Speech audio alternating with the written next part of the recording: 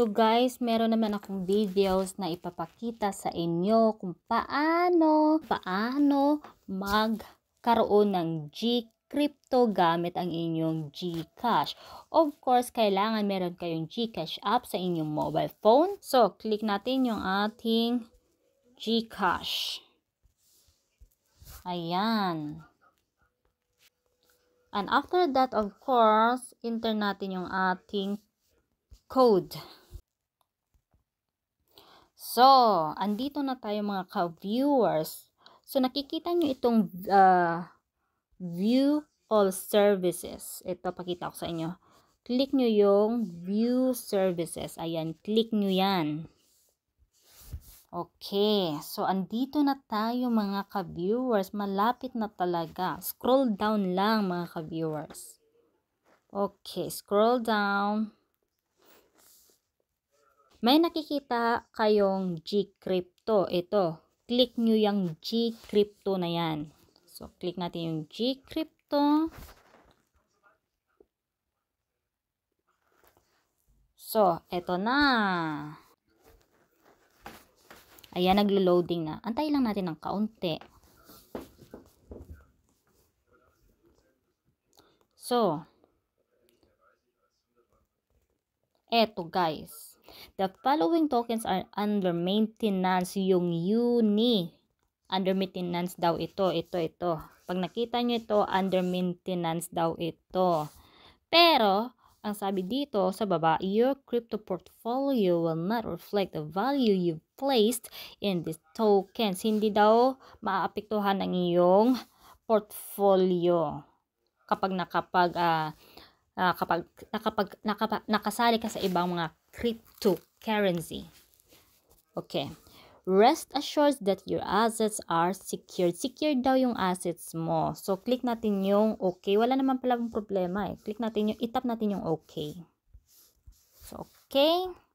So, ayan. Meron siyang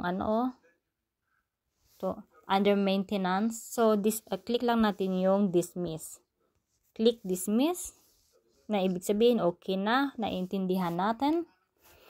So, guys, nakikita nyo dito sa taas, meron akong yung aking total crypto portfolio value ay nasa 2 peso and 32 cents kasi nag-withdraw ako dati, no?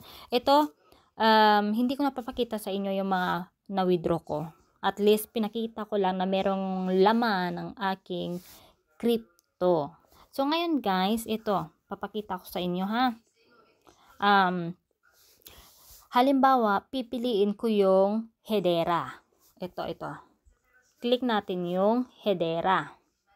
So, halimbawa, ito. Ito yung, ito yung aking sinalihan na Hedera. No? Click natin. So, ayan. Click natin. Pakita ko lang sa inyo. So, ayan. Ay, bumaba siya guys. Ayan, pwede tayong bumili. No? Pwede tayong bumili. Tapos, ito nakikita nyo siya. Ito yung perfect timing pag bumili kayo ng crypto. Dapat mababa siya muna. Para medyo okay. So, tapos, click natin yung buy. Ayan, click natin yung buy. Ayan. So, enter natin yung ayan, meron pala siya ito, papakita ko lang sa inyo. Halimbawa, okay na tayo, jump up na tayo dito, no? Dito, so you are converting. So you will receive, okay, paano tayo mag-convert dito? Halimbawa, try natin. Try ko dito, maglagay ng 800. Insufficient balance. Okay? So, insufficient balance daw. So, ibig sabihin pala, hindi tayo pwede makapag-buy nito. Balik tayo dito. Kailangan pala, ito pala yung ibig sabihin niya. Hindi pala tayo pwede makapag-jump up. Kailangan, punta muna tayo dito sa trading wallet. Lagyan muna pala natin ng laman ang ating trading wallet. Paano maglagay ng trading wallet? Of course, punta kayo dito sa top up. Click nyo yung top up, no? Click nyo yung top up. So, top up tayo. Okay. Dito sa top up, i-enter natin yung amount. kung magkano yung ita-top up natin. Halimbawa, ilagay ko dito, ganito, itong amount. So, ayan. And after that, click nyo yung done. Okay. So, okay na. Tapos, okay na. Click natin yung continue. Okay? Click natin yung continue. So, para makapag-top up, kailangan pala lagyan natin ng laman ng ating wallet. Ito yung makikita nyo mga ka-viewers. After that, click nyo lang yung inyong pay ganito. Pay 800. Click nyo yun. Click nyo. No? Ayan. Automatic na yan. So, ayan. Make sure mga ka-viewers na yung GCash nyo dapat merong laman, ha? Merong laman. Dapat merong laman. Ito yung balance ng aking GCash, no? So, ayan. Insufficient. So, top up tayo ng 800. Click natin yung pay.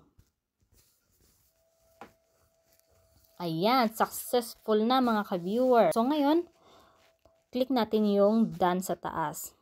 Ito. Sa taas, ha? Click nyo yung done sa taas. Thank you for using GCash. Okay. So, ayan na guys, mga ka-viewers. Okay na. So, balik tayo. Click natin yung arrow na to. Back tayo. Check natin yung ating balance. Uy, bakit ganun? Hindi pa siya, Check natin ulit. Ano ba kayo? Tingnan natin yung ating balance. Ayan, naging 7 pesos na. So, ayan. Kita nyo. Na-check natin yung ating balance. Nagiging 7 pesos na.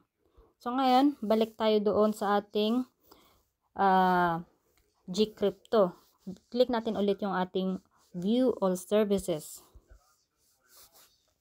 So, kailangan merong laman na yung ating wallet sa ating GCrypto. Click natin ulit yung ating GCrypto. Ayan. Dapat may laman talaga siya. Pag hindi, kawawa. So, ayan. Antay lang tayo ng kaunti. Naglo-loading pa siya.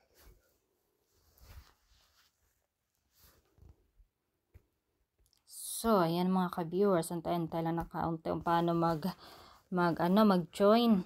So, eto na mga ka-viewers. Ito na yung sinasabi ko sa inyo. Dito makikita nyo na, diba, yung trading wallet natin is nasa 808 pesos and 52 cents na. So, may laman na. So, ngayon, ang tatargetin natin ay yung Hedera. Dito. Try natin itong crypto na to. Kasi 40 cents na lang. Na-withdraw ko na dati yung yung crypto ko. So, ngayon mga ka-viewers, dahil nga mayroon ng wallet ang ating crypto, ang ating portfolio, click natin yung HEBAR o the Hedera. So, click natin. So, ayan mga ka-viewers, ha. And then, click natin yung buy. Subukan lang natin. Ito, maglagay ako dito ng siguro mag-try lang muna ako ng kahit papano, 500. Subukan ko lang, 500. So, ito. Click natin yung done. So, ito, subukan lang natin kung anong kalalabasan. So, scroll down natin.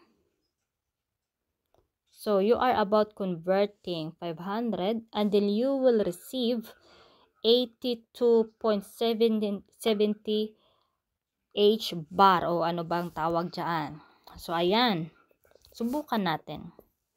So, and then, pagkatapos niya mga ka-viewers, click natin yung buy.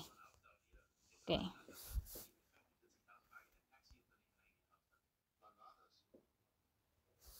Antayin lang natin ng kaunti. So, ayan na. Meron na tayong buy order successful. Click natin yung ating back to crypto, no? Back to crypto. Subukan natin. Back to crypto. tingnan natin kung may laman na. Ito na guys. Hala, ito na. Oh. Ito na siya. So, ito, bumili ako ng G-Crypto. Ayan siya. So, ayan. Medyo bumaba yung ang laman, pero subukan natin bukas, no? Kung tumaas yung ating G-Crypto. Kailangan, kasi yung ating, capital, 500 kanina, nabawasan siya ng 90, tawag nito, nabawasan pala ito ng 18 pesos. So, ito yung magiging total crypto balance mo. Ito yung iyong crypto portfolio value. Pero wag kayong mag-alala mga ka-viewers kung mababa pa yun. So, don't worry, tataas yan. May kikitain ka dyan kahit papano. So, ngayon, back tayo ulit. Ko nagiging 308 na lang siya. So, ayan yung balance ko. Ayan. So, ngayon mga ka-viewers, back tayo ulit. So, okay na yan siya. So, ngayon, subukan naman natin mag-log out. So, okay na yan. Log out na tayo. Okay, log out. Okay na yan. So, okay na.